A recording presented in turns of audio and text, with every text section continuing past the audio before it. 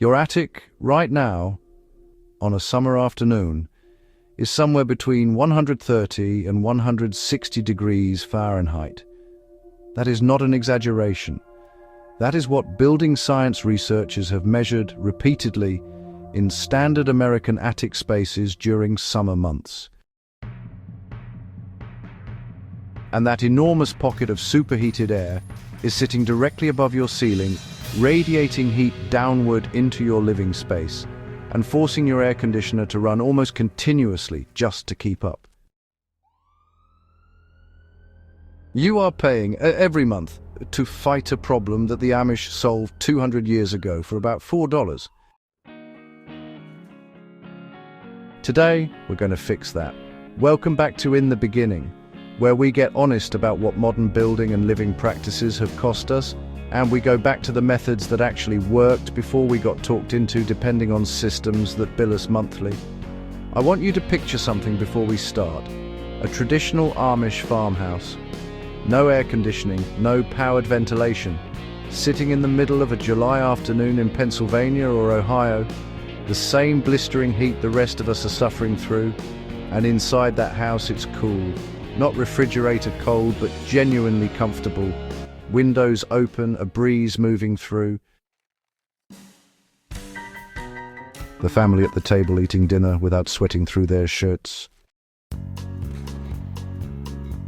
That's not luck. That's not magic. That's physics, deliberately applied through design choices that our modern building industry has spent the last 70 years helping us forget. And before I dive into the specific techniques, I want to recommend something that ties perfectly into everything we cover on this channel: Ted Riley's Prepare Your Home for a Sudden Grid Down Situation. If the idea of cooling your home without electricity interests you, and it should, this guide is the companion piece to today's video. Link is in the description. Now, let's talk about why your attic is your enemy and how to turn it back into an ally. Ted Riley's Prepare Your Home for a Sudden Grid Down Situation.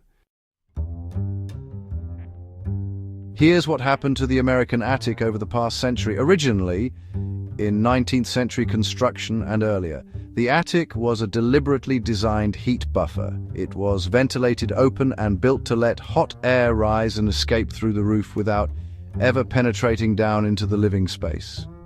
It was a thermal sacrificial zone, meant to absorb summer heat and release it before it became your problem. Then two things happened. First, insulation became the dominant solution. Builders started filling attic floors with thick insulation and sealing the space tightly to prevent heat loss in winter. Good for winter, catastrophic for summer. Now, instead of venting heat out, they'd created a sealed oven directly above the ceiling. Second, HVAC became standard. Once every home had central air conditioning, there was no financial incentive for builders to design for passive cooling. Why engineer airflow when you can just install a bigger compressor? The most striking and most effective of the traditional Amish cooling methods is the cupola, that small wooden tower you see sitting at the peak of barns and farmhouses across Amish country. Most people think cupolas are decorative. They are emphatically not. A cupola is a functional ventilation device engineered around the stack effect, the same physics principle that makes a chimney draw smoke upward. Hot air rises. If you give it a vertical pathway to escape, it will move upward and out, pulling cooler air in from below to replace it. Research conducted in 1943, published in agricultural engineering literature, documented temperature drops of 14 to 19 degrees Fahrenheit in structures fitted with properly designed cupolas compared to identical structures without them. On a 95-degree day, that's the difference between misery and comfort. A basic functional cupola can be built from scrap lumber for just a few dollars. It doesn't need to be elaborate. It needs to be positioned correctly at the roof peak, vented on at least 2 opposing sides, and tall enough to extend above the roof line's thermal boundary. The Amish built these with hand tools in an afternoon.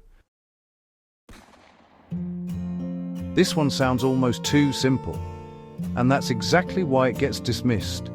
The Amish nailed untreated cotton muslin fabric across the underside of roof boards and inside gable vent openings. Unbleached, uncoated, plain cotton. The kind that costs almost nothing per yard. Here's what it does. During the night, the muslin absorbs moisture from the naturally cooler, more humid air. During the day, as the attic heats up, that moisture evaporates, and evaporation is a cooling process. Every gram of water that evaporates carries heat away with it. The muslin is essentially a passive evaporative cooling panel that costs just a few dollars and requires zero power. Walk up to your attic right now, after this video do it, and check your gable vents. These are the triangular or rectangular openings at each end of your attic under the roofline. In many homes built in the last 50 years, those vents are painted shut, blocked by insulation, covered with mesh so fine it's functionally solid, or simply never installed correctly to begin with. Your attic cannot breathe.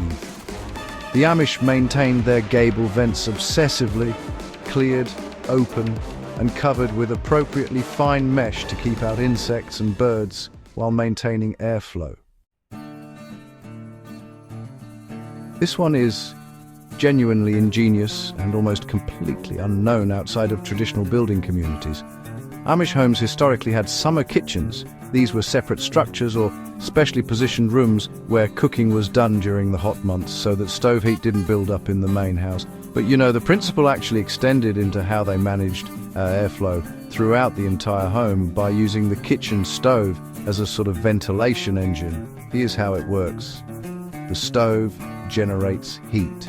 Heat rises and creates a low pressure zone around it. If you open a window near the stove, just a few inches, cool air rushes in to replace the hot air rising from the cooking surface. Now, if you open a window on the opposite side of the house, a cross draft establishes itself, pulling fresh air in through the kitchen window and pushing stale, warm interior air out through the far window. Here's the part of this conversation that I think matters most. These techniques weren't abandoned because they stopped working. They were abandoned because a culture of dependency was more profitable than a culture of competence. When every home needs central air conditioning, when every home needs a service contract, when homeowners become consumers rather than builders, that is the moment that traditional knowledge stops being passed down. Not because it failed, because it was inconvenient for someone else's business model. The Amish never accepted that trait. They kept building homes that work with physics instead of against it. The link to that guide is in the description. I genuinely recommend it for anyone on this channel who takes self-reliance seriously. Your attic doesn't have to be your enemy. $4 of cotton muslin, an afternoon clearing gable vents, a weekend building a cupola. Understanding how air moves through your home and using it intentionally. These aren't compromises. These are upgrades. They work in a power outage. They work when prices spike. They work when supply chains fail. They work because they're based on physics, and physics doesn't send invoices. Drop in the comments. Which of these techniques are you implementing first? I read everyone, and I genuinely want to know what your home situation looks like. If this video was valuable to you, like it, share it, and subscribe to In the Beginning. There's a lot more where this came from. See you in the next one.